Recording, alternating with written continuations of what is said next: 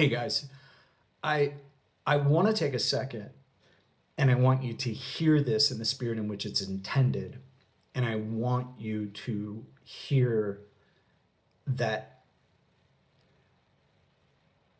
the way we lie to ourselves and the way that we make excuses all comes out of the way we frame things. So when you are, I'm helpless here, I can't change it, or worse yet, I can't deal with this. Why the fuck is this happening to me? I want you to listen and get a clue from the language, internal dialogue, external dialogue. What frame are you in? Because that frame, why is this happening to me? I don't understand. What the fuck, man? How could they? Why did they? I don't get it. It's powerlessness. It's absolute powerlessness. You're speaking it, you're creating it, you're marinating in it, right? Because part of you is going, damn, I thought this would be easier. Fuck, this did not go according to plan. So here's where we're going to go with it.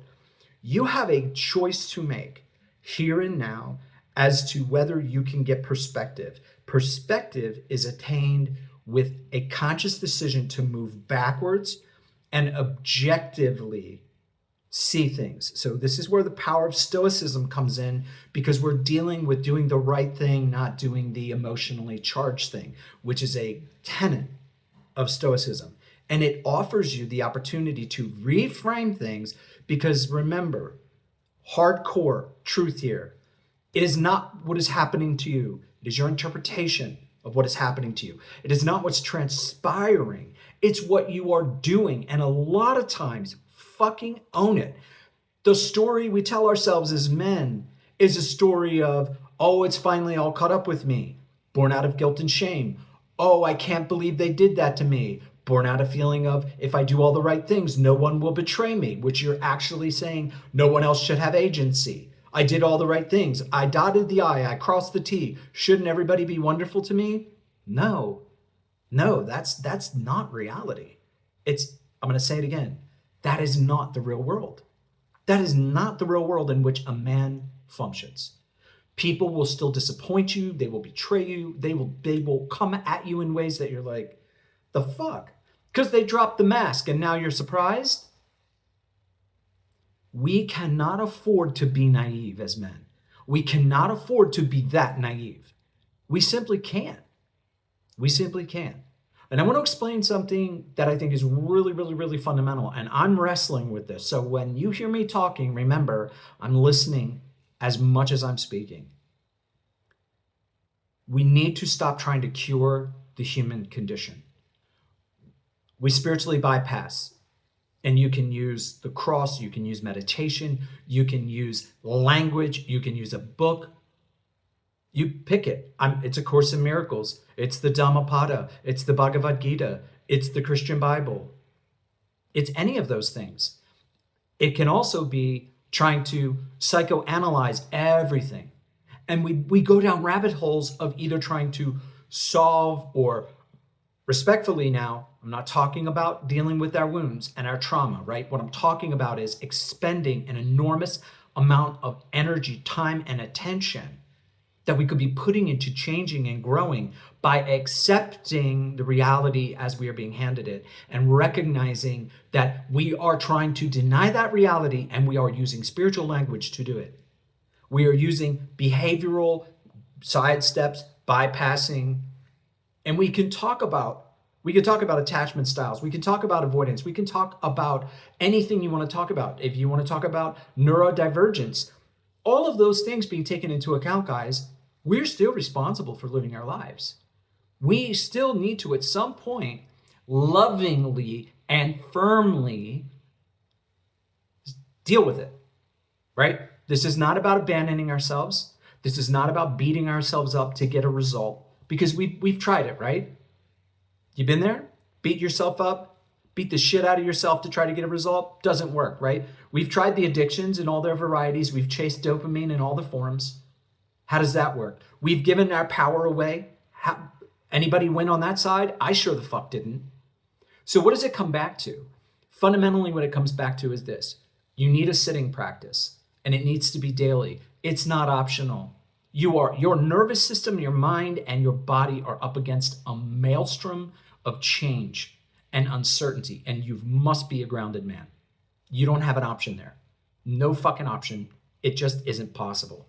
It's necessary. You need exercise. You need to move your body. You need resistance training because you need to build capacity. You need friends and community and men that can see your shit, call you out, and help you own it.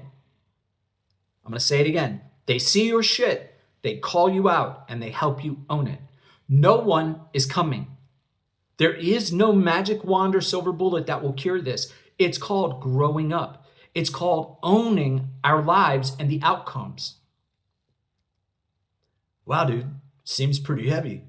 Well, my question to you is this. Do you like playing the avoidance game and burning 6 months and thousands of dollars? Or would you rather look in the fucking mirror and get it right now and own it with your brothers so you can clean it the fuck up instead of wasting more time, more energy, more money, and creating unnecessary suffering in you and the people around you? That is the goddamn question. Because our inability to face ourselves, our unwillingness to be honest and loving with ourselves, we're kicking the can, we're kicking the can, we're kicking the can. So if you want to talk about your 2026 goals, I have a question for you. What is changing with your frame? What is changing with your attitude? How are you different in the way you even show up for the game? Your goals don't mean anything, gentlemen, without your fucking mindset being right. And if you are walking around with blind spots, which we all are, community is essential. So I'm going to boil it down to the big three. You ready? A sitting practice, movement, community. Those are essential. They are necessary. If you take one of them away, that three-legged stool collapses. I'm curious what you think about this. I'm curious if it strikes a nerve. I'm curious if you're like, hey, fuck you, Max. I don't want to deal with this. Hey, Max, I suppose you think you know it all. No, actually, I speak from experience. I have made those mistakes. I have gotten so far in the weeds with my bullshit, with my religious nonsense, with slathering spiritual language on fucked up behavior. That's where I'm coming from. How much do you want to suffer in 2026? What are you willing to do to be in the game as an adult and begin to reparent that little boy inside of you by giving him structure, strength, attention? You are either comfortable or free. You cannot be both.